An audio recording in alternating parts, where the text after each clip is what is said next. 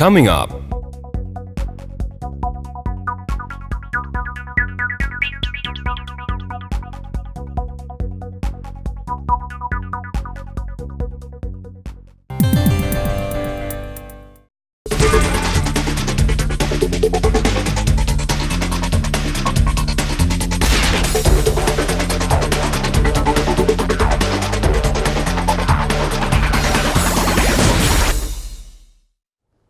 Kita berjumpa lagi pada Indonesia Business Today dan kita akan mengangkat tema yang tentu sangat menarik bagi Anda semua, yaitu kita akan bahas mengenai outlook bisnis.com yang eksis dan terus berkembang.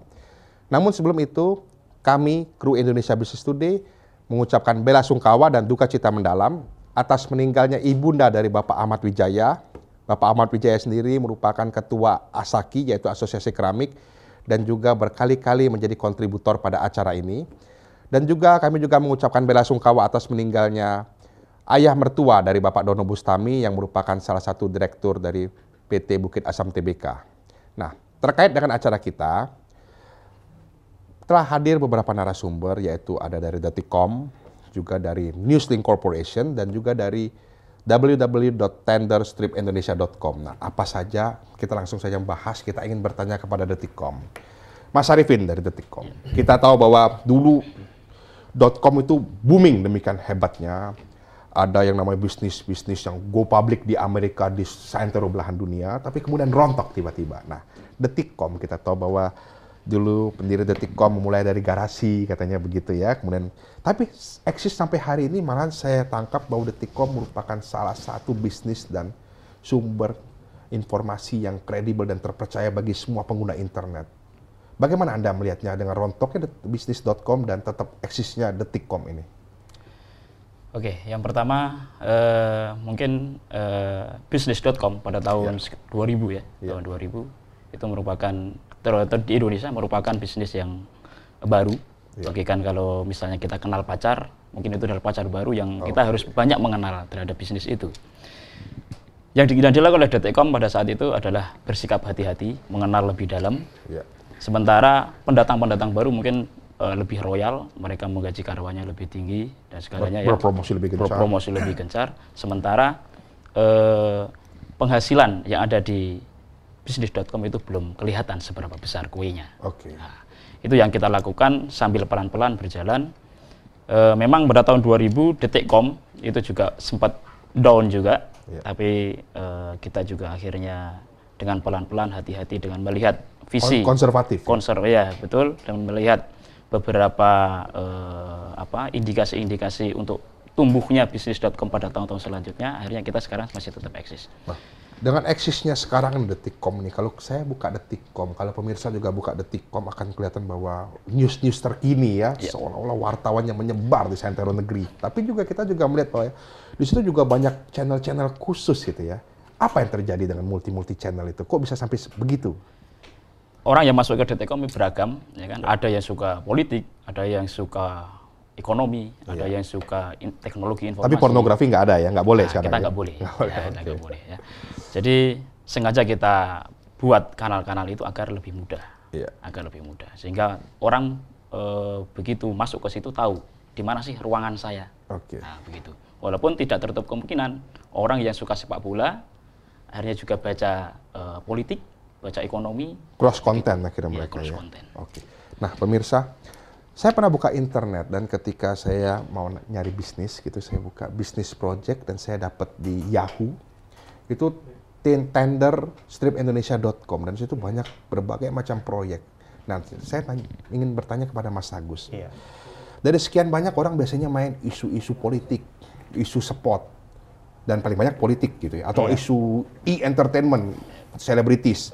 Tapi Tender Indonesia khusus di project ini bagaimana ini dasarnya, dasar pemikirannya, target marketnya bagaimana ini? Kita memanfaatkan ceruk pasar yang ada.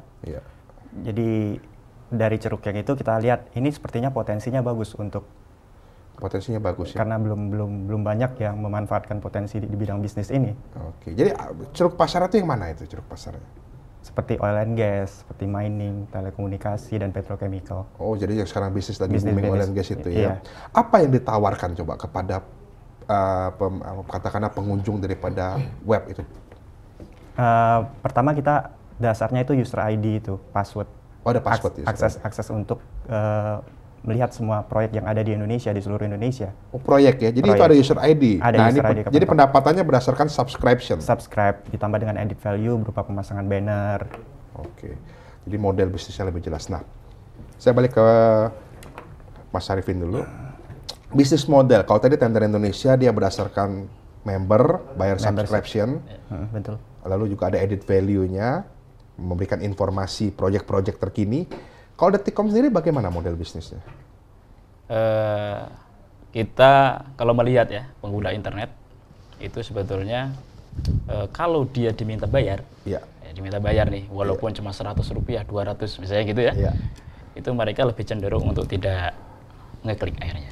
Begitu udah dihadapkan dengan ID password misalnya gitu ya, mereka lebih memilih untuk tidak ke situ. Akhirnya yang kita lakukan adalah gratis, free. Gratis walaupun kita punya layanan yang premium, ya, premium.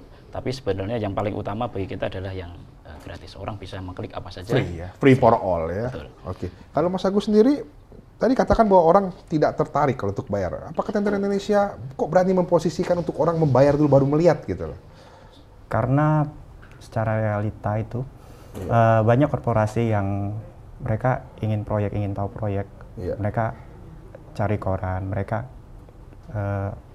mereka menempatkan staf khusus untuk mencari langsung ke perusahaan-perusahaan yang menenderkan. Daripada itu lebih menghabiskan kos, kenapa nggak berlangganan membership kita gitu? Tapi sama dengan yang di koran, sama persis begitu? Justru kita bisa lebih tayang lebih cepat. Hanya sekedar lebih cepat? Lebih cepat dan bahkan lebih lengkap karena ada staf kita yang langsung datang ke tender-tender. Langsung maksudnya yang datang ke perusahaan-perusahaan yang menenderkan itu, mencari tahu dan mengumpulkan informasi.